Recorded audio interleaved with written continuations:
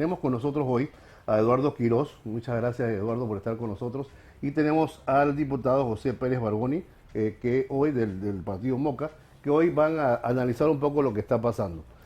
Me llama mucho la atención de que Contraloría pidiera estas auditorías antes de que se tomara posesión, porque pareciera ser que es como la patente de curso para decir todo estaba bien antes, lo que pase de aquí en adelante es problema de ustedes.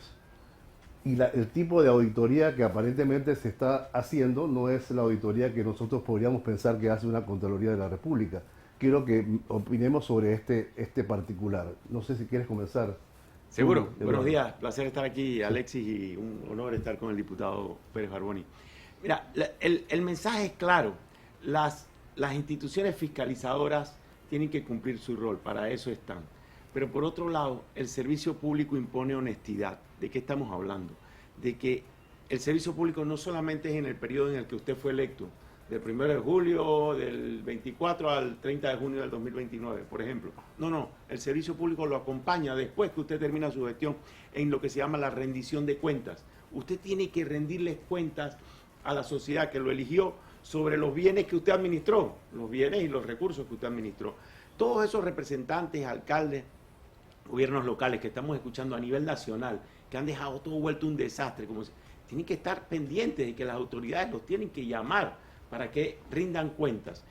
Y el tercer elemento que me parece que es fundamental es esta, digamos, muy positiva actitud de las nuevas autoridades, incluso de los nuevos diputados, de conectar, utilizando, por supuesto, los medios de comunicación, también las redes sociales, con sus votantes y estar constantemente explicándoles y diciéndoles lo que se han encontrado. Otro tema es la descentralización, tal vez de eso hablamos. Por supuesto que sí. Diputado, dígame usted, ¿cómo está? Buenos días a todos, muchas gracias Buenos nuevamente días. por recibirnos a mí y al señor Quiroz aquí en Aquí Vamos. Sin duda alguna este es un tema que está ahorita mismo en el ojo de la tormenta. Principalmente a mí me sorprende mucho que cuando hablamos de la ley de descentralización había un mecanismo que de alguna forma u otra ayudaba a fiscalizar las juntas comunales, que se llama la Junta de Desarrollo Local. Y si esta figura realmente nosotros la hubiésemos desarrollado con potencia a nivel nacional, quizás estas juntas comunales en su gran mayoría no las encontraríamos en el estado que se encuentran actualmente. La Junta de Desarrollo Local en su principio nace para ser un contrapeso de la misma junta comunal que es parte de esa comunidad. Se divide usualmente en grupos de barrios, en grupos de vecindarios, y de esa forma entonces se puede dividir la carga de fiscalización en base a las obras que se realizan con el PIOP, con el IBI. También inclusive podría llegar hasta el punto de ver cómo está la junta comunal en su estado físico, en su estado administrativo. Y específicamente en el caso que mencionas de extracción de información, a mí me preocupa mucho uno en particular de mi circuito, el circuito 83, que fue en la Junta Comunal de Pueblo Nuevo, que se indica que el sistema de información contable fue eliminado en su totalidad. Una junta comunal que recibe bastante dinero en sus arcas, pero no porque haya dinero en sus arcas significa que no tengamos que entender cómo entró ese dinero ahí, cómo se administró lo que estaba antes también dentro del presupuesto, lo que estaba también en sus cuentas. Entonces son casos en particular que están afectando tanto a mi circuito como a muchos circuitos a nivel nacional y distritos, desde Burunga hasta Darién, hasta diferentes puntos del país. Se han visto alteraciones, ¿no? Y por supuesto también problemas que ahora tienen que atender estas nuevas autoridades que vienen con una buena actitud, como dice el señor Quirós. Hay un término que utilizó el presidente de la República, José Raúl Molino, en su intervención de toma de posesión, que me llamó mucho la atención. Hablaba que hubo una fiesta con los recursos del Estado y una fiesta a todos los niveles. Obviamente no nos vamos a dar engaño, o sea, esto es una cosa endémica del sistema democrático imperfecto que tenemos, pero que es el sistema que queremos, que es el de la democracia. Sin embargo, esto está llegando a unos niveles de verdadera, no sé, desparpajo, no sé cómo decirlo, es una cosa tan rampante que como que no importa, como Descaro, que descaro, creo que es la palabra. estamos normalizándolo. Y entonces una Contraloría que hay que tener cuidado, diputado Barboni y Eduardo, de quién vamos a poner mañana de Contralor, con el respeto que le tengo al actual Contralor y con los Contralores que han venido anteriormente. Casi siempre es una posición que se ve más como política que como realmente técnica o tecnócrata como debe ser. Que una Contraloría mande notas a estos mismos representantes ya diciéndole ya la auditoría se hizo. O sea, el trabajo de la Contraloría de la República se hizo.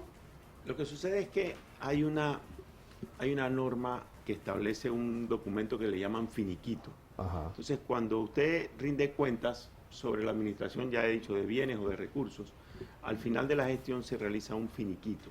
Entonces, lo que he estado escuchando, y me parece entender de lo que acaba de señalar el representante Gaitán, es que utilizaron a la Contraloría para producir esos finiquitos antes de terminar la gestión. Y de esa manera, en alguna forma, dejar como tapado o sellada la posibilidad de investigación posterior a la A mí gestión. me parece una patente de corso de la Eso es Contraloría. una ¡Pum! patente de corso, exactamente. Y por ejemplo, en el tema de los recursos de la descentralización, y aquí hago un paréntesis, estamos hablando de muchísimo dinero. O sea, estamos hablando, mencionabas hace un momento, 230 millones de dólares. Eso es lo que le llaman la descentralización paralela.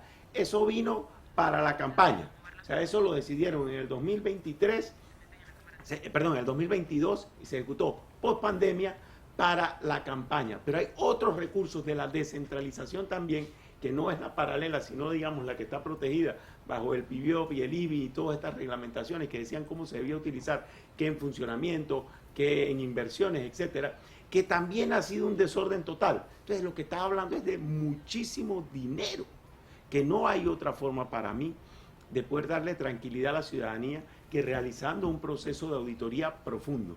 Yo en su momento le envié una carta, y esto es a muchos niveles, yo en su momento le envié una solicitud al ministro de Economía y Finanzas, ministro Alexander, de aquel momento, requiriendo cuál era el fundamento legal para poder transferir recursos de la descentralización directo a las juntas comunales y que esos recursos no estuviesen amparados por la reglamentación que ya existía para administrar la descentralización.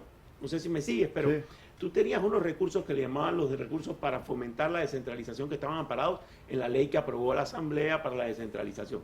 No se puede usar un centavo, un recurso del Estado que no esté amparado bajo una norma jurídica.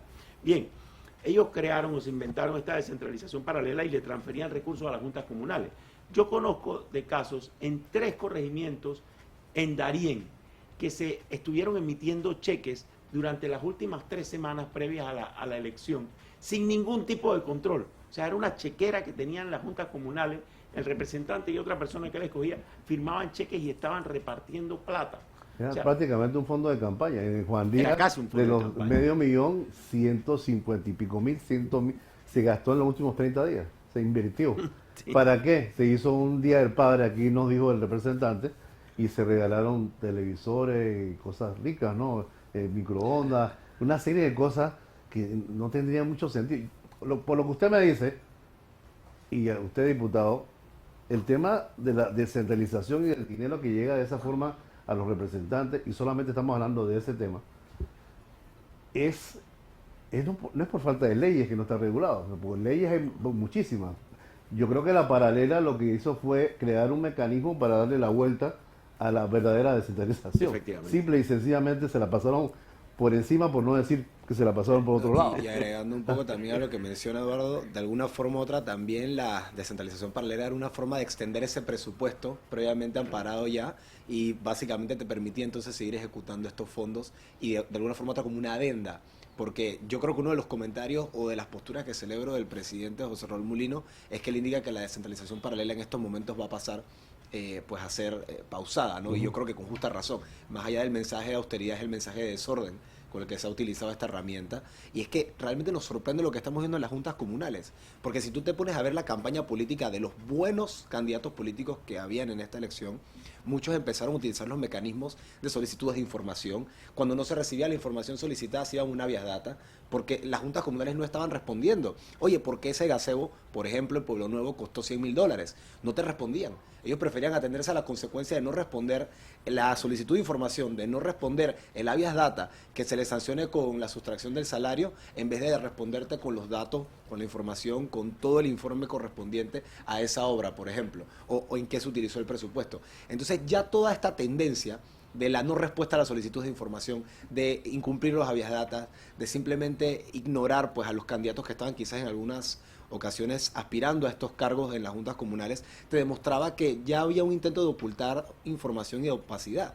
Entonces, que encontraran ese poco de armas en Juan Díaz no es sorpresa, que borraran el sistema contable en Pueblo Nuevo tampoco, lo que pasa en Burunga también, mira que habían juntas comunales que ni existían, como fue el caso allá en Bocas del Toro, donde fue que había una junta comunal que ni existía el edificio y el personal. Antes de las elecciones, casualmente. Entonces veamos como que la tendencia que ya veíamos viendo, por eso sí es decepcionante.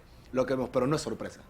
Pero esto te dice Sí. algo bien interesante. Ajá. Y es, ¿recuerdan ustedes la fiesta también de creación de nuevos corregimientos? Ah, ¿Verdad? no. Entonces, En esto Boca te del Toro, que explica- actualmente es uno de esos. Claro, Ajá. bueno, en Boca del Toro y a lo largo del país. Sí. Esto te explica, si se hiciese una investigación, estoy seguro que saltaría que solamente se estaban creando corregimientos en los distritos donde el alcalde o las autoridades eran del partido de gobierno. Porque se creó un esquema para darle la vuelta a las denominadas partidas circuitales. Antes esto lo manejaban los diputados. Ahora no fue que lo dejaron de manejar los diputados, lo siguieron manejando los diputados, pero lo manejaban a través de las juntas comunales y de los consejos Y municipales. de la paralela, etcétera, etcétera. ¿Hay madurez en este país para hacer una descentralización decente? La descentralización, ¿cuál es el sentido de la descentralización y llevarle plata a la gente a sus propios corregimientos para que resuelvan sus problemas? Bueno, buena pregunta, porque tiene dos componentes, ¿no? Hay en este país la madurez. Yo quiero creer y tener confianza de que sí la hay. La elección de una gran cantidad importante de autoridades, de diputados independientes del partido Moca, incluso candidatos jóvenes de algunos partidos tradicionales nuevos, que es primera Sí, vez que porque están en la ellos política. promulgan su independencia de sus propios partidos, o sea, son jóvenes Sí, dentro pero- de su partido, ¿no? pero Aquí están he tenido señalando- enfrentamientos Sí, por eso. Eso es bien interesante. Ese aluvión, digamos, de ese aire fresco que hay en la política, a mí me tiene que dar la credibilidad como ciudadano de que hay la posibilidad de que este país tenga la madurez suficiente para emprender una transformación de fondo. Porque todo esto va a cambiar mucho más allá de si un representante lo hace bien o lo hace mal, si se crea la institucionalidad para que quien esté sentado ahí lo tenga que hacer bien. Esto que están haciendo este grupo importante de diputados, de los cuales parte el diputado Pérez Barboni, de estar concurriendo a la Asamblea de manera puntual, de estar cumpliendo con sus funciones, de estar haciendo el trabajo de diputado y no de representante de corregimiento, está subiendo la vara. Y entonces está obligando al resto, incluso a algunos que tienen muchos periodos de estar ahí, a tener que estar a la altura de esa vara, porque la sociedad los está viendo. Entonces, pero eso es, digamos, en la medida en que te encuentras este grupo de gente que lo quiere hacer bien o de autoridades que lo quiere hacer bien. Pero lo que necesitamos es institucionalidad. Para que haya instituciones, y no importa quién esté ahí, los que están o los que vengan mañana, lo hagan bien. Entonces, en ese sentido, quiero creer que hay la madurez. Diputado, si lo hacen bien estos políticos nuevos, no tenemos por qué dudarlo, son nuevos, y le están denunciando lo que no querrían hacer. Lo cierto es que para poder resolver esto hay que detener un poquito la máquina y ver qué es lo que está pasando para hacer un fine tuning, para ajustar. Pero también los penaliza un poco a ellos porque se detiene la cosa administrativa en esos corregimientos. ¿Cómo manejar eso? No, yo creo que el primer mensaje que podemos compartirle a estas autoridades locales electas es que en estos momentos, aparte de hacer las denuncias ante los medios de comunicación, también vayan a las instancias necesarias en cuanto a las autoridades, las denuncias penales, interponer pues lo que viene siendo el trámite legal para realmente castigar lo que se vio en la administración pasada. Por supuesto, el pueblo está ahí para escucharlos, está ahí para apoyarlos, entienden lo que se encontraron en estos momentos. Y yo nada más quería volver un poquito al tema de la Asamblea y suscribiéndome a los comentarios de Eduardo, donde nosotros tenemos mucha capacidad de fiscalización, pero también de ejecución. Hay comisiones específicas que tratan estos temas que hemos comentado, la Comisión de Asuntos Municipales, por ejemplo, también la misma Comisión de Presupuesto, todo impacta directamente en cómo realmente se está distribuyendo y conociendo el recurso que llega a estas autoridades de gobiernos locales. Entonces, de alguna forma u otra, asegurarles pues que hay muchos jóvenes que estamos en la Asamblea en estos momentos muy pendientes, preparándonos todos los días para poder entender esas partidas que van a llegar, esos presupuestos, esos documentos que vamos a ver en las diferentes comisiones, porque sé de varios compañeros nuevos, jóvenes que van a estar en estas comisiones, así que de alguna forma u otra va a servir el ímpetu, va a servir la energía para tratar de eso, generar institucionalidad. Creo que esa es la palabra clave con la que nos tenemos que ir hoy, porque no es la persona que está en el cargo, sino el cargo el que se debe respetar y cómo se debe entonces ejecutar. Y ese es como el mensaje con el que también estos nuevos representantes deberían empezar, que ellos son más que la persona, son el cargo al que representan y dejar esa línea ahí bien plantada. Para ser custodio de esos recursos del Estado, debería haber un mecanismo, obviamente, de los propios gobiernos locales. Pero ¿quién es el gran custodio de los intereses nacionales en función de los dineros que van o que están llegando a los corregimientos? ¿Es la Contraloría? ¿Es el Ministerio de Finanzas? ¿Quién es el custodio? ¿Quién dentro de esos niveles de custodio que siento, y ahí estoy de acuerdo con ustedes, debe ser primero que nada la propia autoridad local, pero aquí ha pasado algo, por leyes no ha sido, tenemos una Contraloría, tenemos auditores, o sea, tenemos todo para ganar, pero estamos perdiendo, estamos invirtiendo dinero en gaseos y en televisores. Mira, yo coincido plenamente en el tema de que tenemos las normas. Siempre son perfectibles y se pueden hacer mejor, pero tenemos las normas.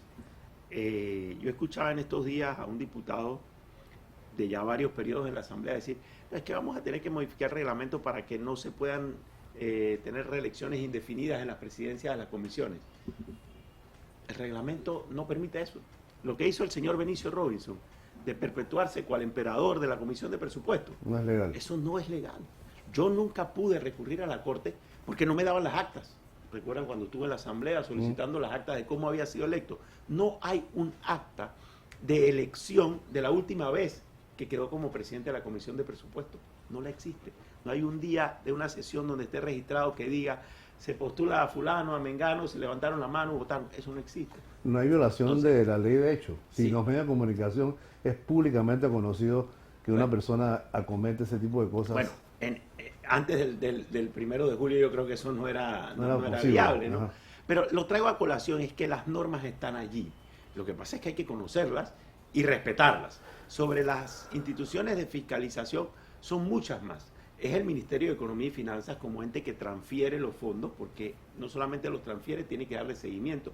Además está la Dirección de Presupuesto General del Estado, que supervisa y fiscaliza la ejecución, porque es la que va transfiriendo los fondos conforme se van requiriendo. No existe tal cosa como que se manda conforme el se van dinero. ejecutando, o sea, de No, acuerdo exacto. con los proyectos. No es cosa que te mandan el dinero y está allá, no, son desembolsos que se van haciendo a través de las partidas que se requieren.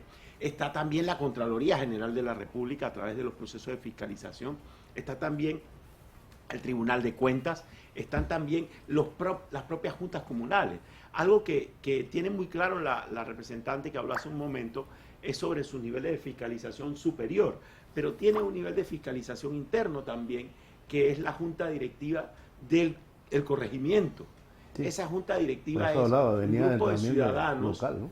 un grupo de ciudadanos ad honorem, Y que deben ser que independientes. no son del corregidor. funcionarios públicos, Sí, que del deben tener representante. algún nivel de independencia. O sea, ahí no vas a nombrar a mi amiguito, a mi pariente o a mi tío. No, ahí tienes que nombrar a personas de credibilidad en la comunidad para que fiscalicen ese proceso internamente.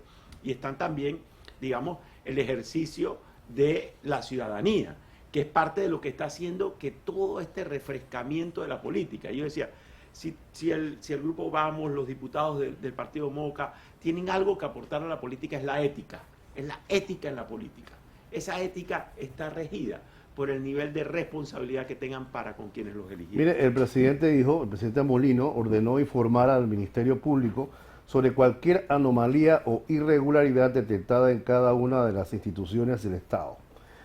Esto no significa persecución política alguna, sino apego a la ley y continuar con la gestión avanzando a pasos firmes para terminar obras, sustentó el mandatario.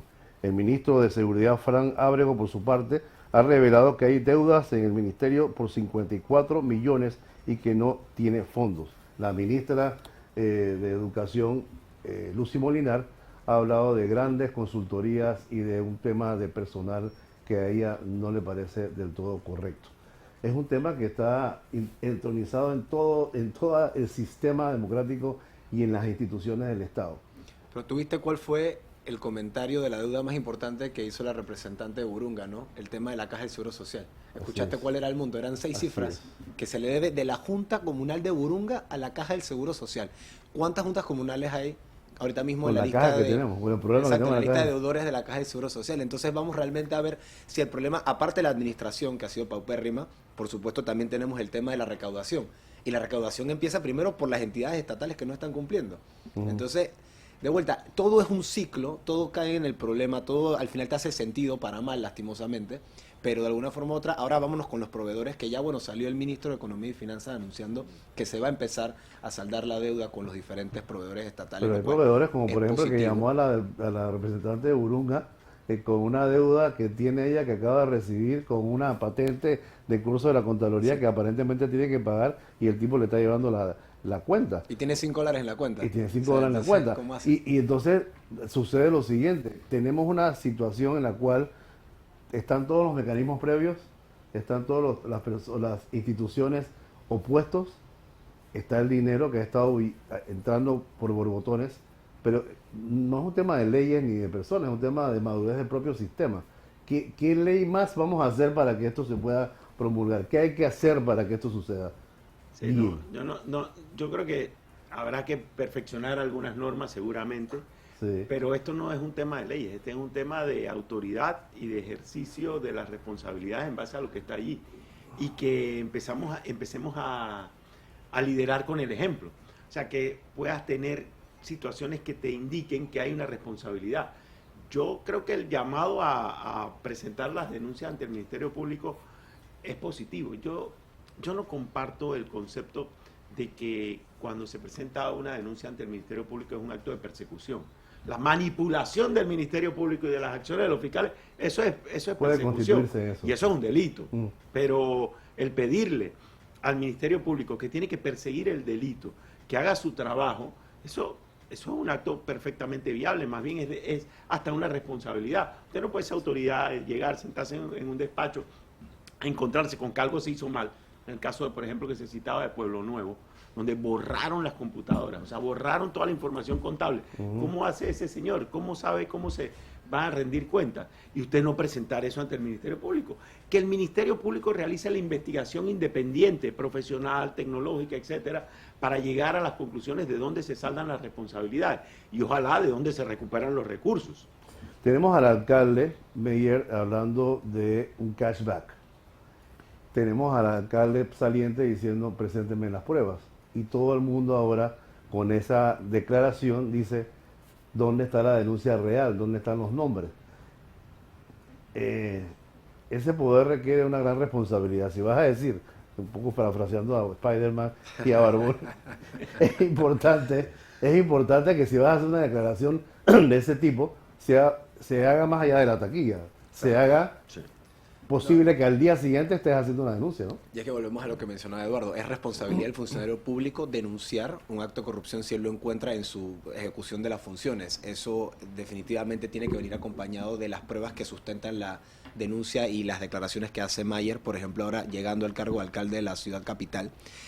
Lo que sí leí hace poco es que de alguna forma u otra, si tú, por ejemplo, conocías de lo que se estaba dando, que era el caso de las planillas cashback en la alcaldía, eso a ti te convierte en un corrupto, porque tú conocías de la actividad donde se estaban básicamente dando, ¿cómo se dice?, desembolsos. Déjame traducirte. Quiere decir que si el alcalde que está saliente de alguna manera sabía lo que sabe ahora Meyer, participó por saber y no decir. Pero por supuesto, y entonces eres un inepto si no conoces lo que se estaba dando debajo de tu administración y esto caía en un acto de corrupción. Y esto lo leí en un tuit de Eduardo Limjoen, para decirte exactamente dónde. Solo ahí. Solo por esa situación. Y es lo que digo, o sea, y es como ejemplifica el caso en toda su situación, porque tú tienes que conocer cómo se está llevando a cabo todo el desembolso de tu presupuesto, de tus planillas, y eso para eso tienes equipo de confianza, tienes gente encargada de las direcciones, tienes gente encargada de los departamentos. Entonces ahora estoy seguro que si Meyer encontró algo que lo lleva a hacer estas declaraciones, ahora va a ser parte de la prueba que tiene que llevar ante el Ministerio Público, donde ponga la... Parte de la prueba. demanda. Aquí tengo... Sí, disculpa. Sí, solo hay un punto que me parece interesante, porque claro, vendría la discusión o el debate, la dicotomía de que para qué te eligieron, para trabajar o para denunciar. Y es lo que comentábamos hace un momento. Para poder hacer un buen trabajo, ¿usted qué es lo primero que hace? Si usted llega aquí por la mañana y esto está vuelto un desorden, lo primero que tiene que hacer es poner orden, poner cada cosa en su lugar y poder hacer las cosas, para poder hacer las cosas bien. Entonces, es un balance en el que estas nuevas autoridades tienen la responsabilidad de poner las cosas en orden y por otro lado, al mismo tiempo, hacer su trabajo. Sí, es exigente. La Asamblea tiene que reformar su reglamento interno, tiene que poner orden administrativamente en la fiesta de planillas que había en la Asamblea y al mismo tiempo tiene que legislar con nuevas normas y al mismo tiempo tiene que fiscalizar. Sí, hay que hacer todo al mismo tiempo. Sí. Bien, sí. Recuerda que se presentó un anteproyecto de ley para castigar con cárcel a los funcionarios, botellas y a quienes lo contrataron.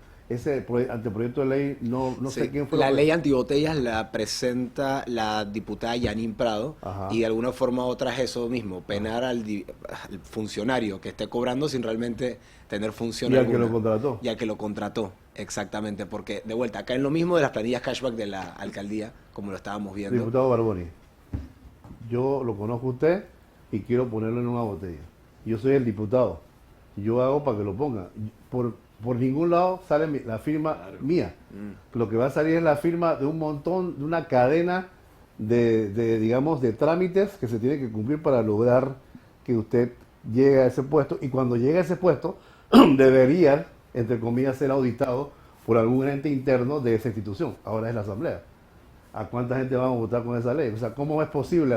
Pero yo creo que ¿El espíritu de la ley cuál sería? el espíritu de la ley te lo puede explicar mucho mejor la diputada Prado, de una forma u otra, pero yo sí creo que la intención es bastante positiva. Cuando nosotros apoyamos pues esta iniciativa legislativa que ella lleva al Pleno, entendemos, ¿no?, que realmente la mayor responsabilidad debe caer sobre el que gestiona pues esta, digamos, contratación de la botella, y entonces también la botella que lo acepta. Ya el trámite en el medio pues tendría que regularse mucho mejor para que podamos determinar quién realmente cayó en responsabilidad voluntaria o quién simplemente por cumplir con la burocracia también puso su firma ahí, ¿no? Una No última pregunta. cortar cabezas por cortar cabezas. Muchas gracias. Una última pregunta a ambos, a Eduardo y a José Pérez Barboni.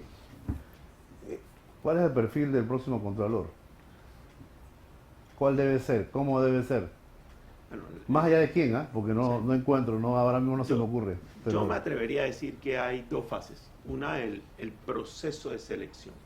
O sea, esto no puede ser una designación de a dedo ni sorpresiva. No, la Asamblea tiene una enorme responsabilidad en que el proceso de selección sea un proceso transparente, eficiente, donde se pueda hacer una revisión a fondo y no de manera sorpresiva o trasnochada. Lo segundo es el perfil. Mira, esa es una institución que tiene una gran cantidad de normas. O sea, si hay una institución en la que hay, digamos, las herramientas para poder hacer un buen trabajo, es la Contraloría General de la República. Yo incluso creo que hay hasta cierta institucionalidad ahí. Hay fiscalizadores que tienen muchos años, que hacen un muy buen trabajo. Pero se ha ido distorsionando por la composición política que le han dado y las decisiones políticas que se han tomado. El Contralor me dice a mí que no me puede dar los nombres de los préstamos auxiliares. Ya te está diciendo. Me está diciendo algo, me está diciendo el componente político. Entonces, esa segunda parte, para mí, el perfil tiene que ser una persona que entienda que el servicio público impone honestidad, que el servicio público impone rendición de cuentas, que es un funcionario de la Asamblea. Esto es bien importante señalarlo. Hay pocos funcionarios que elige la Asamblea sin participación de ningún otro órgano del Estado. Lo que pasa es que en Panamá siempre sabíamos que el presidente se ponía de acuerdo y entonces mandaba el nombre y los diputados, para quedar bien con el presidente, terminaban poniendo al Contralor. No, el Contralor es un funcionario... Eso siempre, yo tengo años de verlo, una connivencia ahí. No, el Contralor General de la República es un funcionario designado por la Asamblea Nacional para que cumpla su función de fiscalización, que es un rol de la Asamblea, o sea, es un brazo de la Asamblea. Y lo tercero, Servicio Público impone honestidad, Servicio Público impone rendición de cuentas, es un funcionario de la Asamblea. Y cuarto, desde mi punto de vista, es ante esta nueva realidad, tiene que ser un funcionario con una apertura total, con una transparencia absoluta. O sea, no puede ser un señor encumbrado allá en la avenida Balboa que vemos cada 6 meses. Diputado Barboni, para cerrar, ¿usted suscribe esas declaraciones de Eduardo? Lo hago. Ajá. Y adiciono que para lograr esto necesitamos a alguien de criterio totalmente independiente, alguien con conocimiento técnico. No tiene que ser un cargo político como ha venido siendo por lo menos en las últimas designaciones, y yo creo firmemente que, como tú puedes ver, si tiene afinidad a un partido, va a proteger a ese partido. Y eso fue lo que pasó en los últimos 5 años con el Contralor que tuvimos. Entonces yo creo que tiene que ser una persona que no le deba favores a nadie, que no venga con un lineamiento político y que simplemente esté abierto a esa apertura, a hacer una extensión de la defensoría del pueblo de alguna forma u otra, porque defiende las arcas del Estado y a dónde se van esos recursos. Eduardo Quiroz y José Pérez Barboni, diputado por el MOCA, gracias por las declaraciones, gracias por los análisis. Cuando alguien, un representante, un exalcalde, una exautoridad del Estado les diga que los van a perseguir o que los están persiguiendo, recuerden que son 223 millones de la autoridad de descentralización en el 2024, solamente en 2024. Recuerden eso y entonces empecemos a hablar de persecución. Muchas gracias, seguimos. Escúchanos por la 93.3 FM, o míranos en vivo por YouTube desde las 6 de la mañana de lunes a viernes. Aquí vamos, por Shock Multimedia.